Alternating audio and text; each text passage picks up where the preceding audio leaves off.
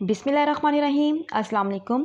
आज मैं आपके साथ मटन पुलाव की ऐसी ऑथेंटिक रेसिपी शेयर करूंगी जो ना सिर्फ बहुत सिंपल और इजी है बल्कि इसके रिज़ल्ट्स बहुत ही आउटस्टैंडिंग हैं। अगर आपने एक बार इस तरह से पुलाव बना लिया तो इसकी मज़ेदार सी खुशबू की वजह से जो लोग मटन या बीफ नहीं खाते वो भी एक बार ज़रूर चखेंगे, और अगर एक बार उन्होंने चख लिया तो फिर वो अपना हाथ रोक नहीं पाएंगे। बहुत ही कम टाइम और कम मेहनत में ये मज़ेदार सा पुलाव बन जाता है। आज की रेसिपी में बहुत सारी टिप्स एंड ट्रिक्स शेयर करने वाली हूँ, तो वीडियो को आपने बिल्कुल भी स्किप नहीं करना, एंड तक लाजमी देखिएगा। और अगर आपको रेसिपी अच्छी लगे तो इसको अपनी फ्रेंड्स, अपनी सिस्टर्स के साथ लाजमी शेयर कीजिएगा। चावल ना सिर्फ बहुत ज़्यादा खिले खिले बनेंगे बल्कि यखनी का टेस्ट चावलों के अंदर तक जाएगा और बहुत ही जूसी और मज़ेदार बनेंगे। तो चलें फिर मिलके ये मज़ेदार सा यखनी पुलाव बनाना शुरू करते हैं।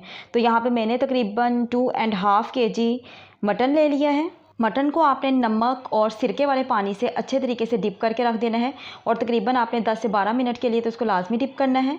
और अगर आपके पास सिरका ना हो तो फिर आपने थोड़ा सा लेमन जूस शामिल कर देना है। इस तरह से मटन बहुत ही अच्छे तरीके से साफ़ हो जाएगा और इसकी स्मेल भी ख़त्म हो जाएगी। 2 टेबलस्पून खुश्क धनिया, 1 टीस्पून सौंफ, 1 टीस्पून काली मिर्चें, 5 बड़ी इलायची, 4 तेज़ पत्ते, 1 टीस्पून लौंग, 3 बादियान के फूल, 4 दालचीनी के टुकड़े और 5 छोटी इलायची शामिल करेंगे। और इन मसालों के अलावा हम मटन की यखनी बनाने के लिए 2 मीडियम साइज़ के प्याज, 10 से 12 लहसुन के जवे, 1 टमाटर, 7 से 8 हरी मिर्चें भी हम शामिल कर देंगे। और यखनी बनाने के लिए मैं डालूंगी 6 गिलास पानी, क्योंकि मैंने 3.5 गिलास चावल भिगो के रखे हैं। इसके साथ ही 1 टेबलस्पून नमक का शामिल कर दूंगी, और प्रेशर कुकर में मैं तकरीबन 15 मिनट्स का टाइम लगाऊंगी।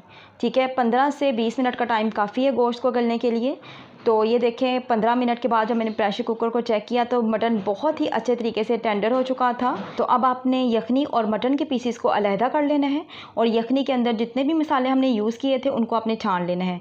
अब इन मसालों को आपने इस्तेमाल नहीं करना क्योंकि इनका असर यखनी में शामिल हो चुका है। एक बड़े से पतीले में 3 तेज़ पत्ते, 1 टीस्पून ज़ीरा, 1 टीस्पून काली मिर्चें, 2 दालचीनी के टुकड़े और 2 बड़ी इलायची शामिल करेंगे। और इसके साथ ही 2 मीडियम साइज़ के प्याज जिनको बारीक स्लाइस में हमने काट लिया था वो भी के साथ ही शामिल कर देंगे।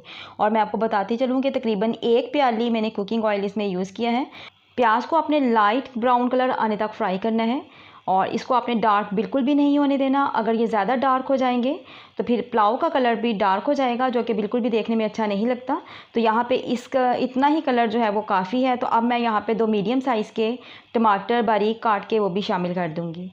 तो अब हमने टमाटरों की भी बुनाई कर लेनी है। इसके साथ ही 1 टेबलस्पून मैं हरी मिर्चों का पेस्ट शामिल करूंगी। आप चाहें तो बारीक बारीक हरी मिर्चें काट के भी शामिल कर सकते हैं, या फिर साबुत हरी मिर्चें भी आप इसमें डाल सकते हैं। तकरीबन 3 से 4 मिनट के लिए आप टमाटरों की भी बुनाई कर लें। और इसके साथ ही मैं इसमें शामिल करूंगी गरम मसाला, और ये गरम मसाला जो मैं आपको दिखाऊंगी ये स्पेशल गरम मसाला है, ये ऑल इन वन गरम मसाला है। और आप इसे बिरयानी में, पुलाव में, निहारी में और बहुत सारी दूसरी डिशेज़ में इस्तेमाल कर सकते हैं। तो इसके तकरीबन 3 टेबलस्पून मैं इसमें शामिल करूँगी। और इस गरम मसाले की रेसिपी मेरे चैनल में मौजूद है, आप चाहें तो वहाँ से देख के बना सकते हैं।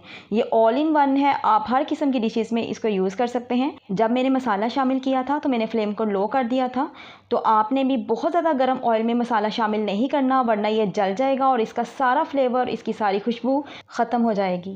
मटन के पीसेस शामिल करने के बाद तकरीबन 3 से 4 मिनट के लिए हमने मटन की अच्छी सी बुनाई करनी है, ताकि मसालों का फ्लेवर मटन के पीसेस के अंदर तक चला जाए और ये बहुत ही जूसी, टेंडर और फुल फ्लेवर्ड बने। मटन की बुनाई करने के बाद अब हम इसमें यखनी शामिल करेंगे, और यखनी को आपने छान के नाप के पहले से ही रख लेना है।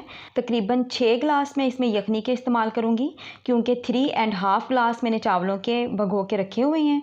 और तकरीबन 30 से 35 मिनट का टाइम गुजर चुका है और चावलों को भगोए हुए। अब हम फ्लेम को हाई कर देंगे ताकि यखनी में जल्दी से उबाल आ जाए, और जब ये उबाल आ जाएगा तो उसके बाद हमने इसमें चावल शामिल कर देने हैं। तो चावलों को मैंने स्टेन करके रख लिया है।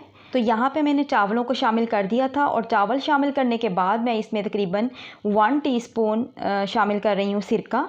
अगर आपके पास सिरका नहीं है तो फिर आपने थोड़ा सा लेमन जूस शामिल कर देना है।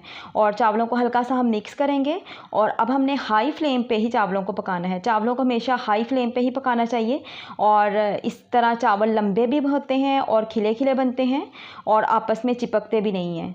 जब सरफेस पे थोड़े से बबल से बनना शुरू हो जाए यानी पानी कम हो जाए तो अब आपने फ्लेम को लो कर देना है। ठीक है, तो आपने किचन क्लॉथ को गीला कर लेना है और तकरीबन लो फ्लेम पे आपने 15 मिनट के लिए चावलों को दम पे रख देना है।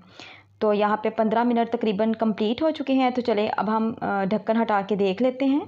दम हटाने के फ़ौरन बाद कभी भी चावलों को मिक्स नहीं करना चाहिए। तकरीबन 3 से 4 मिनट गुजर जाएं, जब थोड़ी सी स्टीम इसमें से निकल जाए तो उसके बाद आप चावलों को मिक्स करें और सर्व करें। ये बहुत ही टेस्टी, खुशबूदार और मज़ेदार पुलाव बनता है। एक बार लाजमी ट्राई कीजिएगा। अल्लाह पाक आपको आसानियाँ अता फ़रमाए और आसानियाँ तकसीम करने का शरफ़ अता फ़रमाए। आमीन।